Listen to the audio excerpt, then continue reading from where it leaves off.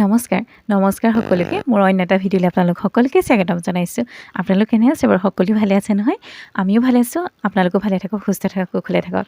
আজি অকণমান ভাত এসাঁজ লৈ আহিছে আপোনালোকৰ বাবে, মানে ৰেচিপি অকণমান আগবঢ়াম। আপোনালোকে চাই নিশ্চয় ভাল পাব আৰু মানে অকণমান শ্বৰ্টকৈ লৈ আহিছোঁ আৰু আপোনালোক সকলো কুশলে থাকক। যিহেতু পূজাৰ বতৰত আছিলে ভিডিঅ'টো, মানে কৰি থোৱা পূজাৰ বতৰতে আছিলে, কিন্তু কি হ'ল এডিট কৰাৰ এলাহতে আছিলে দিবলৈ আপোনালোকক, আৰু সেইবাবে ভাবিলোঁ আজি মানে এডিট কৰি আপোনালোকলৈ আগবঢ়াই দিওঁ। কিয়নো মানে থাকি যায়, মোৰ ভিডিঅ'বোৰ বনাই থোৱা থাকে, এডিট কৰিবলৈ অকণমান দেৰি হৈ যায়। তাৰপিছত আৰু অকণমান মাংস ৰেচিপি অকণ লৈ আহিছোঁ, মানে বস্তুখিনি যোগাৰ কৰি লৈছোঁ। প্ৰথমতে পিঁয়াজ লৈছোঁ মিক্সিত দিবলৈ। তাৰপিছত কোমোৰাৰ সৈতে আপোনালোকে খাইছেনে ব্ৰইলাৰ মাংস, কোমোৰা আৰু আলু, বিলাহী, তাৰপিছত এইখিনি আকৌ এক্সট্ৰা ভাজি, পটল আৰু আলু অকণমান কাটি লৈছোঁ মিহি মিহিকৈ। আজি অকণমান মানে এখেতৰ বাইক আহিছিলে, আৰু এখেতৰ বাইক মানে মোৰো বাইক, আৰু যিহেতু তাহাঁতি আহিছিলে আজি দুদিনমানেই হ'ল, আৰু তাহাঁতক আজি ভাত খাবলৈ মাতিছিলোঁ, বৰ্তাহঁতৰ ঘৰৰ বা। তাৰপিছত ভাত খাবলৈ মাতিছিলোঁ বা, তাৰপিছত ভাগিন দুটা, আৰু তাহাঁতকো ভাত খাবলৈ মাতিছিলোঁ। বোলো অকণমান ৰেচিপি ধুনীয়াকৈ বনাই মেলি তাহাঁতক আজি এসাঁজ ভাত খুৱাই পঠিয়াওঁ। কিয়নো সিহঁতি বহুত দিনৰ মূৰত পূজা চলি আছে, যিহেতু তাহাঁতি আহিছিলে, আৰু তাহাঁতৰ উপলক্ষে অকণমান ভাতৰ আয়োজন কৰিছিলোঁ। আৰু আপোনালোকক বোলো তাৰে অকণমান দেখাওঁ। কেৰাহী দুখন পাতি লৈছোঁ গেছত, তাৰপিছত এখনত ভাজি বনাম, আপোনালোকক যে দেখাইছিলোঁ পটল আৰু আলু ভাজিখন, সেয়া বনাম। তাৰপিছত এফালে মাংসকণ বনাম। মানে মই ব্ৰইলাৰ মাংস কোমোৰা দি ভালকৈ বনাই খুৱাই নাই, মানে বেলেগত খাইছোঁ, নিজে ঘৰত ট্ৰাই কৰা নাই। সেইবাবে বোলো আজি কোমোৰা আৰু আলু, বিলাহী দি ধুনীয়াকৈ মোৰ ব্ৰইলাৰ মাংসকণ আপোনালোকলৈ আগবঢ়াওঁ, ৰেচিপিটো আগবঢ়াওঁ, ময়ো বনাওঁ।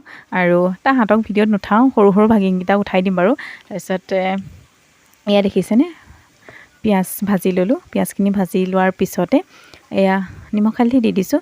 নিমখ হালধি দিয়াৰ পিছত আৰু এইখিনি ভাজিখিনি, মানে যিখিনি সৰুকৈ পটল আৰু আলুৰ ভাজিকণ, মই পটল খাই বহুত ভাল পাওঁ, আৰু পটলৰ ৰেচিপিটো আপোনালোকক নৰ্মেলকৈ দিছোঁ। আৰু পিঁয়াজ ভাজি তাতে আপোনালোকে আদা নহৰু ব্যৱহাৰ কৰোঁ বুলি ক'লে কৰিব পাৰে। তাতে মই কলমিনিকৈ কটা যিখিনি আলু আৰু পটল আছিলে সেইখিনি ধুনীয়াকৈ দি লৈছোঁ। তাৰপিছত ভাজি ল'ম ভালকৈ, ভাজি ধুনীয়াকৈ ঢাকি দিম। তাৰপিছতহে মই মাংসখিনিলৈ যাম। মাংসখিনি যিহেতু কাটিব লাগিব।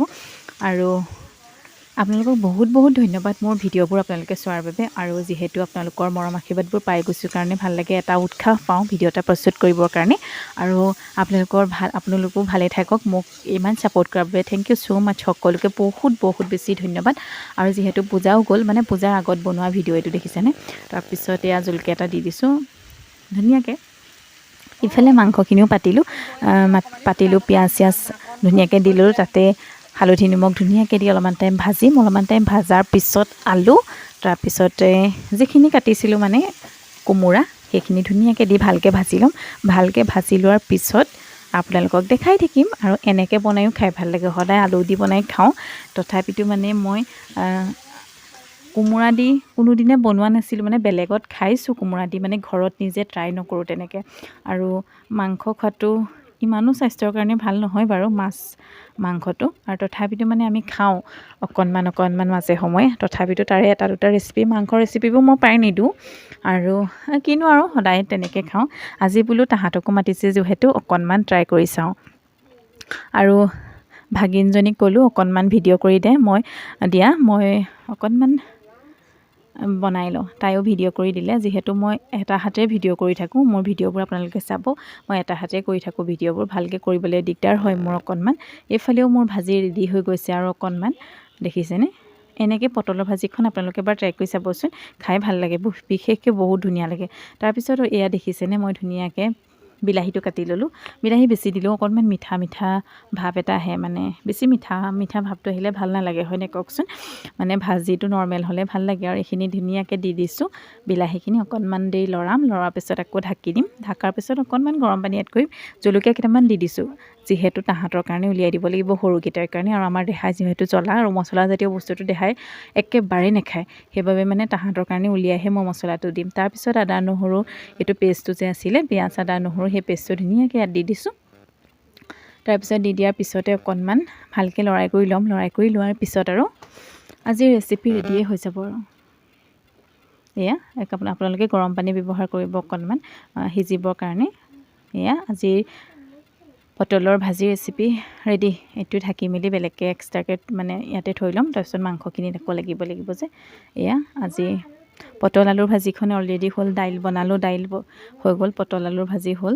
তাৰপিছত আৰু এয়া মাংস তৰকাৰীও হ'ব আৰু এতিয়া খাবলৈ হৈ যাব আৰু যিহেতু বেছি টাইম নালাগে অকণমান পানী ব্যৱহাৰ কৰিম আপোনালোকে এয়া মাংসৰ পৰা ওলোৱা আৰু মানে কোমোৰাৰ পৰা ওলোৱা পানীখিনি আকৌ দেই এয়া মানে মই এক্সট্ৰাকৈ পানী দিয়াই নাই এতিয়াহে ব্যৱহাৰ কৰিম পানী অকণমান আৰু মাংসকণ অকণমান জুলীয়া কৰিম আৰু তাহাঁতি যিহেতু অকণমান জুলীয়া টাইপকৈ খাই ভাল পায় আৰু সেইবাবে তাহাঁতৰ কাৰণে মানে দাইল তাহাঁতি নাখায় আমি ডাঙৰবোৰেহে দাইল খাম তাহাঁতৰ কাৰণে মানে এক্সট্ৰাকৈ বনাই লওঁ আৰু এয়া দেখিছেনে কিমান ধুনীয়া লাগিছে দেখিবলৈ কালাৰটো আহিছে ন কালাৰটো আহিলে খাবলৈ ভাল লাগে